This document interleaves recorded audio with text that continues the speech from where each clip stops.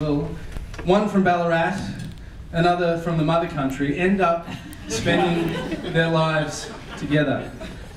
Now, I'm not known for my prognostication skills, and Punxsutawney isn't my silent first name, but something tells me, in the words of Freddie Mercury, it's got something to do with a crazy little thing called love. And let's face it, all Brownie needs to do to get Jules going is to mention the age, structure and asexual reproduction of the white-spotted bamboo shark. And she's hers for life. I've been told, though, the biogenic grading of the bedding in the boundary layer of estuaries really gets them going. Now, if that didn't make sense to you, come and see me out. Now, I've known Brownie, aka Andrew, for a very long time. Our bromance commenced in 1993, a year after Pakistan's victory in the Cricket World Cup at the MCG. And his charm immediately sucked me in like a tractor beam. We were that close, we even started a club together. The Coke Club, kindly bankrolled by our Colombian friends. But it was so exclusive that we were the only members.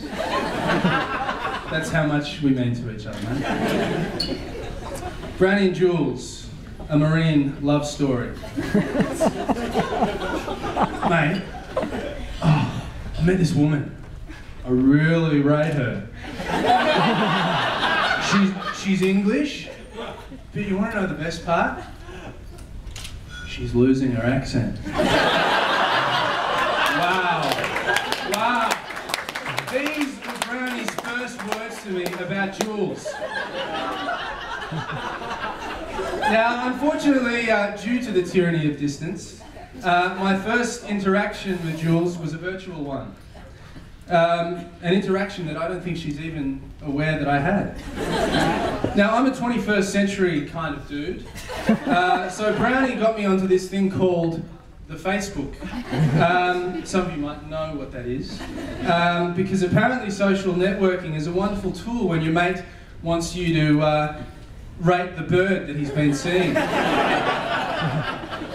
Check her out on Facebook. Purple leopard skin print. She's pretty hot. I thought to myself, a mixture between Attenborough and Michael Jackson. Interesting. Brownie, to say that I wasn't impressed would have been the biggest understatement of my life. But then I saw a shot of her in commando gear hugging a fridge and I thought, Brownie, be careful. Be very careful. Now, the second time I met Jules, I'm pretty sure I didn't make the greatest impression. I was doing some work for the Melbourne Boat Show, and Brownie and Jules were in town, so I made them up some guest passes, as Brownie's love for boats equals Jules' love for jewellery with birds on it, or something. I'm told that she likes that. I needed Jules' last name to register the pass with security, and needed to think quickly on my feet. As I didn't know her last name and I was too proud to ring Brownie and ask. So I came up with something that I thought was quite brilliant. Having recently watched the Seinfeld marine biology episode, and the fact that these guys were studying the craft, I thought no better than the name Costanza!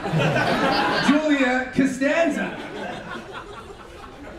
Who is this freak? She thought. Well, Jules, at least you got in for free, and you didn't die after sending out your wedding invites, unlike the fiancé of your namesake. Yes, sir? You got it? Good. Excellent, thank you, moving on. Brownie, the consummate charmer. I have many examples of Brownie's way with women of all ages. But I haven't got an hour-long segment, so I'll be brief. Apart from every mum I have ever known falling instantly in love with Brownie's maturity and charm, it was in the English classroom where he did his best work. Move over Shakespeare, Dickens and Rowling, Brown is in the building. Andrew Brown, that is. Despite having career English class buddies namely Adam Trafford and myself, there was always some lady on the other side of the great man who was eager to learn more about the English language from the master. I was and will forever be in awe of Brownie's talent to swoop with a soliloquy or groundwork with perfect grammar. In the words of Bill Shakespeare himself, speak but one rhyme and I am satisfied. No doubt Jules is, mate.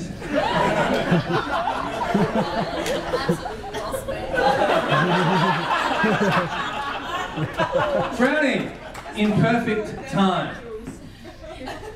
I've never been as impressed. An unbetrothed gentleman here tonight, please take note of this man's ability to pick the right moment every single time.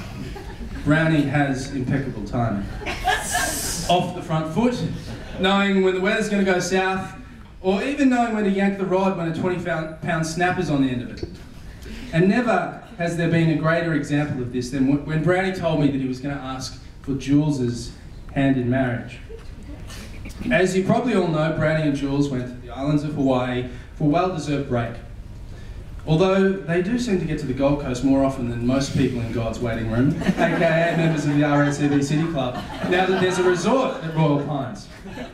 As I'm an aficionado for the perfect spots to propose in Hawaii, having been an engagement consultant to many Japanese men, I gave him a list of spots that I consider to be perfect places to pop the big question. He said to me, mate, settle down. I know you're excited, but I'm only going to do it when the time's right. It could be the first week, it could be on the last night. I'm just going to go with my heart.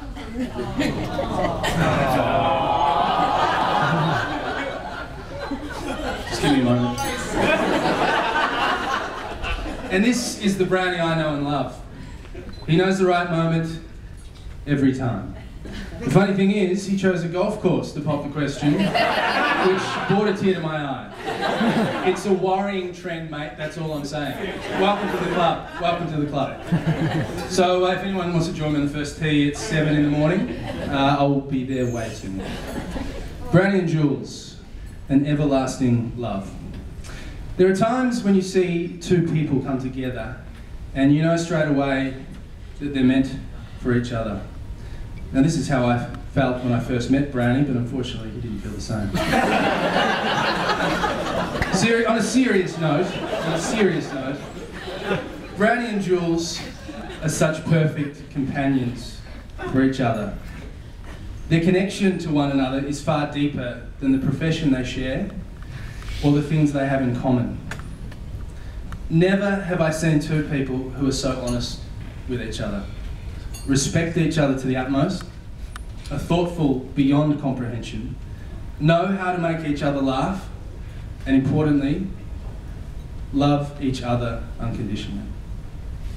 Brownie, you're my best mate, and it's an absolute pleasure to see you marry your soulmate.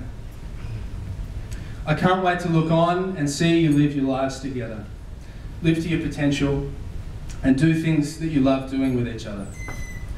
I wish you every happiness, every blessing, and every great wish for your future together. To Brownie and Jules.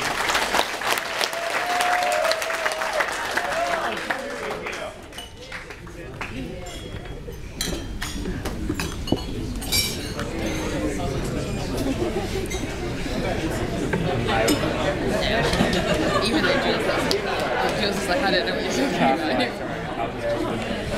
about.